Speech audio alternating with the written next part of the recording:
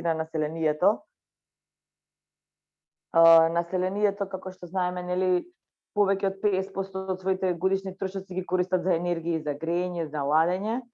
Во овој дел сите се стремат кон тоа да заштедат енергија, како и това, нели, да го намалат загадувањето на воздухот. Најчесто кај населението во делот на енергетски ефикасни компоненти, они ги користат за своите резиденцијални објекти за домување, нели, преку промена на фасадите, изолации, покриви, промена на прозорци и врати, во последно време, нели, начинот на грејење, купување на котли, на некоја биомаса, на топлински пумпи. Значи сите од населението претежно се спремаат кон тој дел за заштедата енергија, да си ги намалат трошоците. Во делот на мали и средни предпријатија, значи и таму имаме исто голем дел на еко проекти кои што инвестираат предпријатијата исто така за заштеда на енергија. Во овој дел, значи, имаме исплатено негде преку 6000 кредити во износ од 36 милиони евра. Значи, сите тие кредитни производи ги внесуваме во една алатка и сейф, која што се нарекува, и во рамките на алатката внесуваме, пресметуваме, односно самата алатка како програмче ни дава секој пласиран кредит, колку енергија заштедил, колку имаме заштеда на емисија на CO2 и од прилика, значи, целокупниот проект имаме негде околу 140.000, како е тоа, мегават часови годишно заштеда на енергија и околу 40.000 тони годишно заштеда на емисија на CO2. Во моментот, значи, како активен производ, екокредит за физички лица, го имаме екокредитот кој што е до 600.000 денари, значи негде од прилика до 10.000 евра. Го пласираме со 5% фиксна каматна стапка за целиот период на траење. Максимум рок на тој тип на кредит е 95 месеци, со тоа што им даваме и одреден грейс период, максимум до 3 месеци за отплата на кредитот, 0,5% провизија за обработка, и најчесто оди до половина од месечни примања на населението и до 1/3 на пензионерите. Значи може да го користат сите клиенти, без разлика дали се приматели, не приматели на плата, сите клиенти го користат, може да го користат овој екокредит. Со него имаме можност, например, за субвенционирање на камата од страна на продавачот. Тоа значи, склучуваме договори со различни компании кои што ги продаваат, нели, тие производи за населението и со нив се договараме на некој начин они да му ја субвенционираат каматата на кој што би ја платил клиентот. Тука имаме голем број на фирми со кои што имаме склучено договори со сите кои што продаваат производи за заштеда на енергија, без разлика на кој тип на производ се користи. Склучуваме протокол за соработка и потоа се врз основа на фактура приложена од клиентот, ние го одобруваме кредитот, каматата му ја плаќа продавачот на производот, без разлика дали се работи за топлински пумпи, клима уреди, прозорци, врати, што и да е, се врз основа на фактура и пуштаме на продавачот. Преку сите успешно реализирани екопроекти, како банка докажавме дека со инвестирање во овие енергетски ефикасни проекти може да се оствари двоен ефект, не само да се заштеди, да се влијае многу на загаденост. Имајќи ги во предвид, значи, нели, целото позитивно искуство и сите мерливи ефекти, Халкбанка продолжува со поддршка на физичките и правните лица, на сите инвеститори и ги повикуваме сите компании кои што имаат производи со ваква енергетска ефикасна компонента да ни пристапат со цел на некој начин взаемно да си ја поддржиме продажбата. Они на нивните производи, ние на нашиот, нели, екокредит со различни техники на финансирање кон сите крајни корисници. Од огромно значење е придонесот на банката кон подигнување на свесноста на населението и компаниите во делот на екологија и заштита на животната средина. Тоа би било накратко, значи во дело за екокредитите, како презентација ја испратив до организаторите, ќе ја споделам, претпоставувам со вас, јас со мобилен не можев. Ви благодарам на вниманието. Ви благодариме Да. на учеството и на презентацијата. Се надевам дека ќе стекно време ќе отворите и други поинтересни линии кои што ќе можат да одат во чекор со Да. она кој што државата го планира да го достигнеме до 2030, односно 2050 година со неколкуте стратегии кои што ни се актуелни сега. Има некој нешто да праша по ослов на излагањето на Катерина? Да, Пале, повели. Мене ме интересира навистина импресивни резултати, Катерина. Колку се разликува овие екокредити? Веројатно имаат пониска каматна стапка од обичен кредит. Дали може да ни кажете колку се разликува? И дали, пошто на почетокот споменавте дека од фонд првиот проект почнал, дали и останатите проекти ви се поврзани со такви фондови или веќе како банка и сами можете да кредитирате и да обезбедувате вакви кредити? Во моментот, значи, да, од 2017 навама само со сопствени средства. Значи, од сопствени средства одвоен дел за финансирање на проекти со еко компонента. Во однос на каматната стапка, нели, како цена за производ, што би се рекло, потрошувачките кредити се со повисока каматна стапка. Ова е 5% фиксна за целиот период. Сите останати потрошувачки кредити ни почнуваат од 5 па нагоре, значи меѓутоа 5,5 да речеме, меѓутоа најчесто тоа е за првата година, првите две, меѓутоа 5% фиксна е само за овој производ и тоа во цело време трајање од 95 месеци. Значи непроменливо. Да. А дали бидејќи се гледа дека ризикот е помал сега, нели, покрај толку интерес и покажани резултати, дали сте направиле некој истражување, дали може таа каматна стапка и да се намали во иднина? Па претпоставувам дека ќе може, меѓутоа сепак, нели, тоа е дел од нашата политика на... Да, не, разбирам. Јас прашувам од друга страна, бидејќи амбициозниве климатски акции за кои што зборуваме денеска треба да се имплементираат во следните 10 години. Тоа значи дека треба брзо да се реагира, бидејќи нема многу време. Поддршката од финансискиот сектор, од банките особено, игра навистина голема улога во целата приказна. Па ме интересираше, бидејќи гледам од вашето излагање дека навистина има голем интерес од граѓаните и од фирмите, навистина имате добри резултати. Дали сте направиле некое истражување во однос на намалување на каматната стапка во однос на намалените ризици, но за тоа го поставив прашањето. Да. Не, сигурно ќе има, претпоставувам. Сега, нели, минатата година беше сосема другачија, не можеме да ја споредуваме со било што. Сигурно ќе има ревидирање на каматите. Јас еве како момент ќе го пренесам до моите директори како предлог за понатамо, така да претпоставувам дека ќе има, за да може, нели, што повеќе да се пласираат поевтини да бидат реално и поатрактивни. Кај овој тип на кредити, најчесто, например, има ослободување од тоа, жиранти, документација, на многу подимена што поминимално, за да не се оптоваруваат, нели, граѓаните да спремаат, нели, на другите кредити бараат жиранти, хипотеки или слично. Кај овој тип гледаме во тој дел да биде, меѓутоа и во ова ќе пренесам јас како предлог за каматата. Благодарам. Благодариме. Друг некој нешто да праша околу ова? Уште еднаш благодарам, Катерина, за учеството и за презентацијата. Благодарам.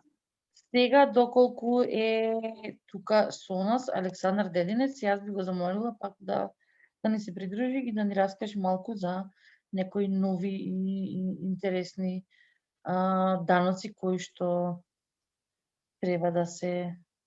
Мислам дека нешто сега е актуелно околу нели новите стапки и даноци на гориво, ама Александра да ни раскаже нешто за јаглеродна такса беше. Александар Така. повели. Благодарам. Се слушаме така и се гледаме Да. презентацијата ми се гледате така.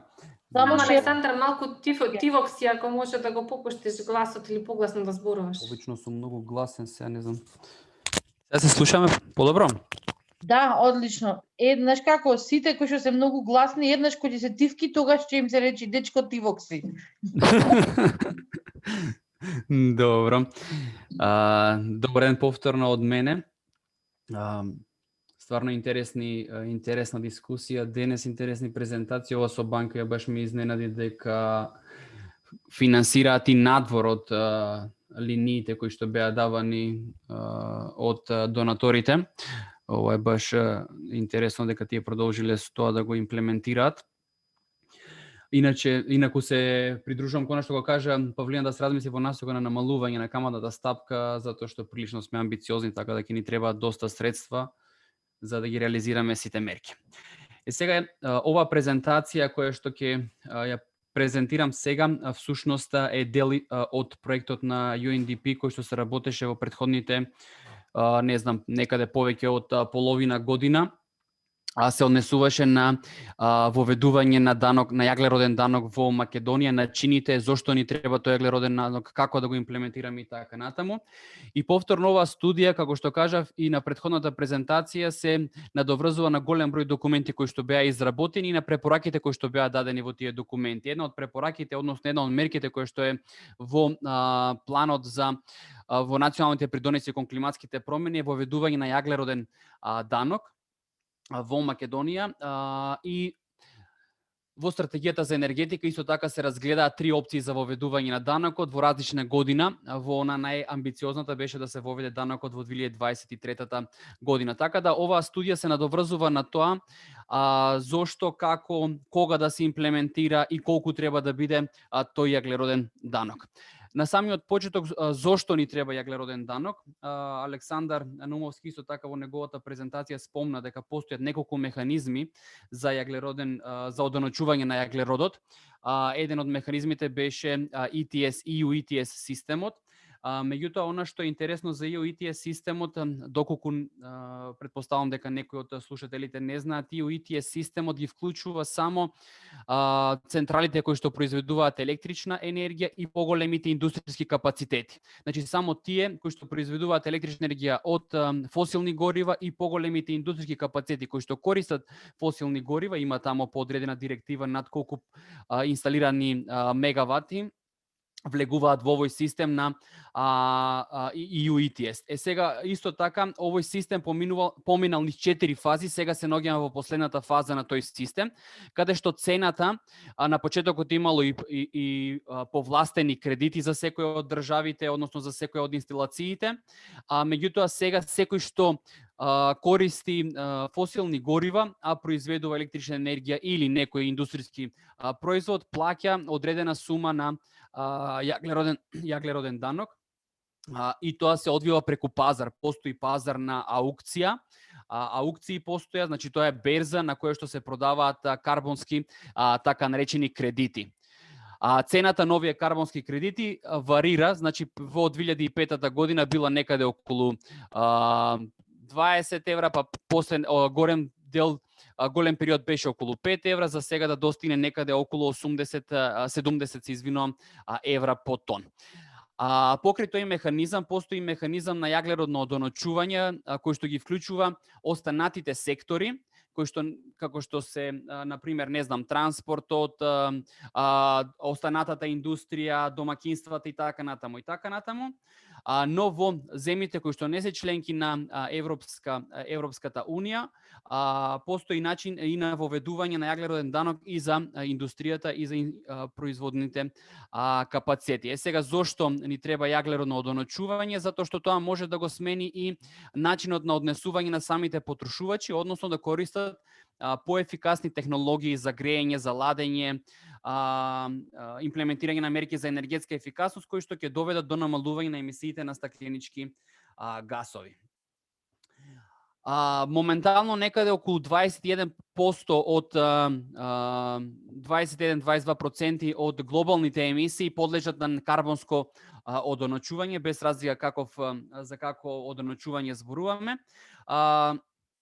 Речиси сите држави од Европска Унија имаат покрај воведењето EU ETS, имаат и друг начин на одоначување. Впрочем, и две земји членки на Европската Унија се првите кои што запоштале со одоначување, со ваков тип на одоначување во 1990 година, како што реков, сега некаде околу 21% подлежи на одоначување, на карбонско одоначување. Цената е различна од држава во држава, ова се цените на светско ниво, значи тие се движат некаде од $1 по тон CO2 еквиваленти, па оди се до најмногу во Шведска се околу $130 по тон јаглерод. Според националните придонеси за климатски промени, документот кој што беше изработен, значи таму се предвидени голем број на мерки и со тие мерки некаде околу 5500 гигаграми CO2 еквиваленти можат да се емисии можат да се намалат, меѓутоа доколку се воведе ова данок на јаглероден данок, се предвидува дека за дополнителни 2700-2800 тони CO2 еквиваленти може да се намалат емисиите на стакленички гасови до 2030 година. Сега зошто? Веќе кажав некои од причините зошто да го воведиме. Ќе имаме дополнително зголемување на ревенуто од одоначувањето, кој што понатаму можеме да го искористиме за различни цели.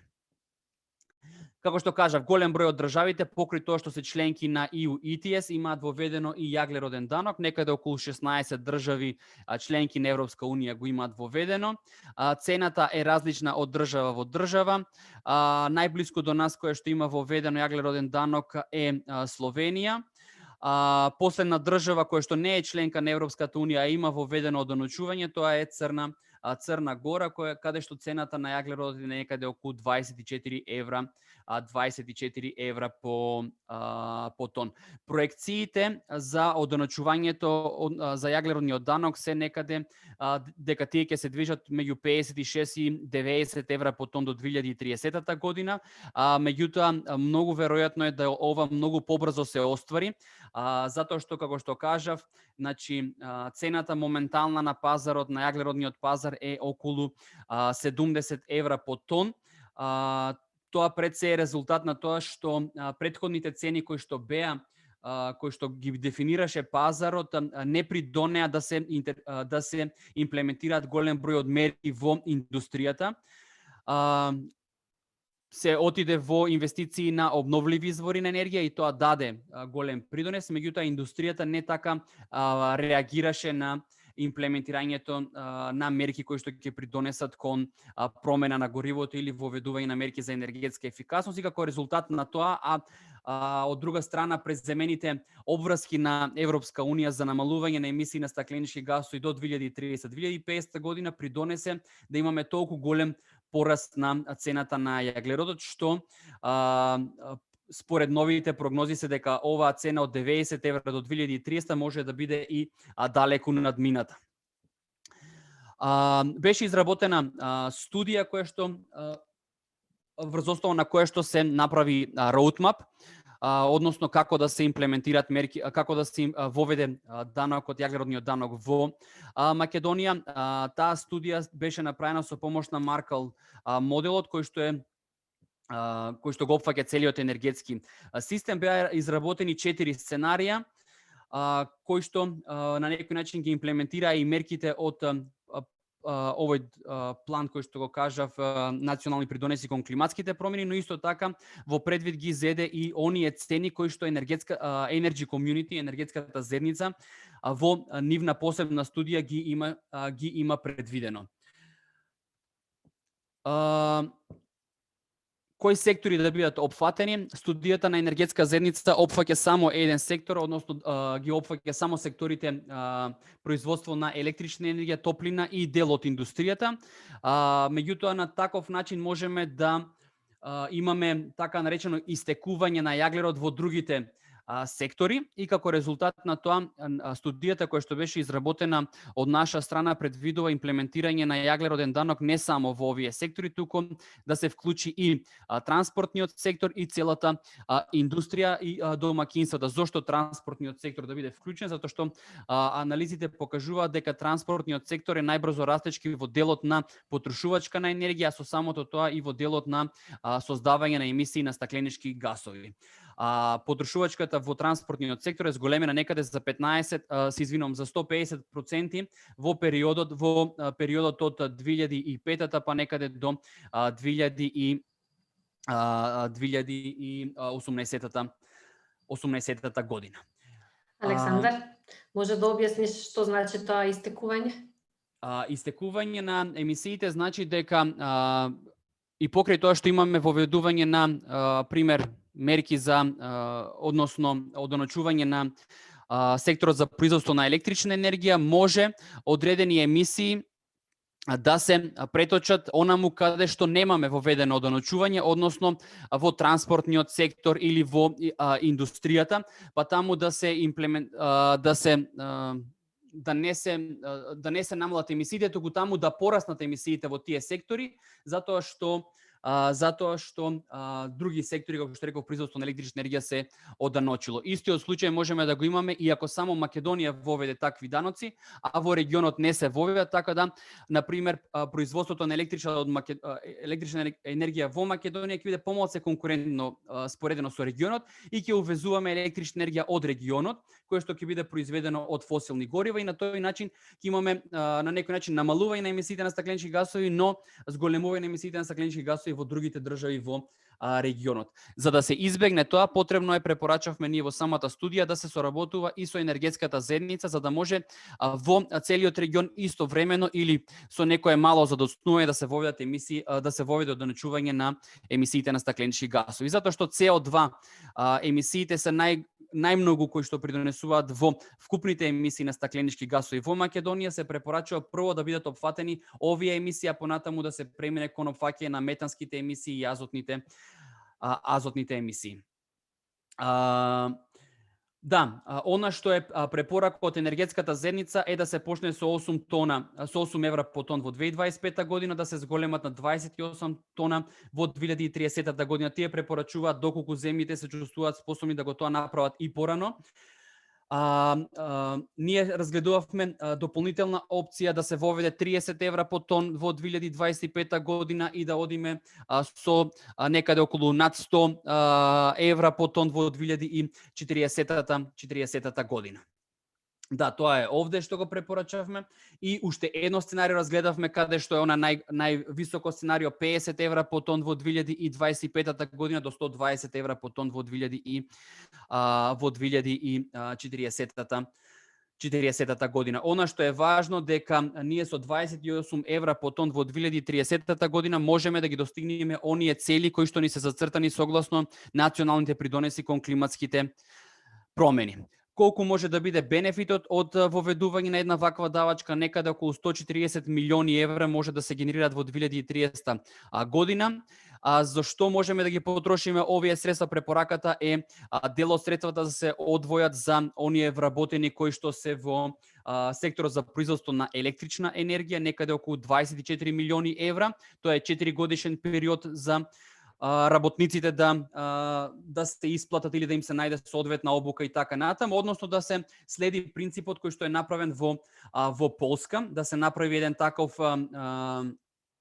социјален пакет како што е примерот во Полска. Дел од средствата може да се искористат за помагање на оние ранливи потрошувачи кои што имаат ниски примања, а некаде околу 120 милиони евра можат да се искористат за дополнителни мерки за намалување на емисии на стакленички гасови, како што се енергетска ефикасност и воведување на обновливи извори на енергија. да ова се приоритетите, односно кои се бенефитите во овие сектори кои што во секторот енергетика. И сега како можеме да го воведеме данокот на CO2, односно разгледани беа повеќе опции, повеќе закони, како најбрзо тоа да се направи, како тоа го прават земјите членки на Европската унија. Значи голем број од земјите членки на Европската унија воведувањето на јаглеродниот данок го имаат направено преку акцизата, каде што веќе имаме воспоставено еден систем и имаме само зголемување на акцизата. Тоа е на некој начин препорака и кај нас, затоа што тоа е најбрзо и најлесно да се имплементира. Воспоставен е системот, имаме нов закон за акциза, за жал кај оние горива кои што најмногу загадуваат моментално немаме ставено акциза, така да препорака е и таму да се имплементира акцизата и да бидеме во согласност со европските регулативи. Например, немаме оданачување за увозот на јаглен, понатаму за природниот газ и некои други деривати кои што потребно е да се оданочат затоа што тоа го бараат и европските регулативи, а од друга страна оние даноци, односно акцизи кои што ги имаме за течните горива како што се бензинот, дизелот и така натаму се под границата на минимално оданочување во Европската унија. И под број 2 дали ќе можам ја сликнеш личната карта, селам да закажам за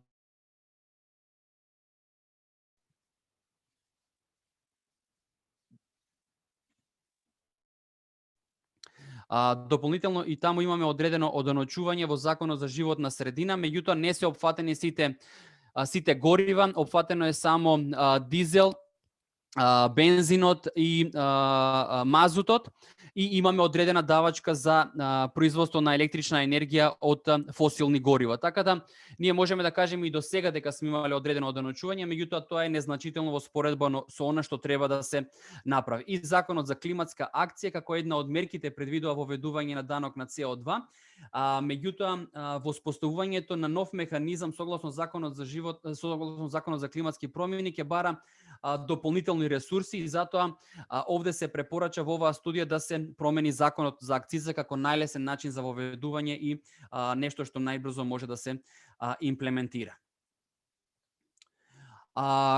Кои ќе бидат импликациите од воведувањето на една ваква давачка?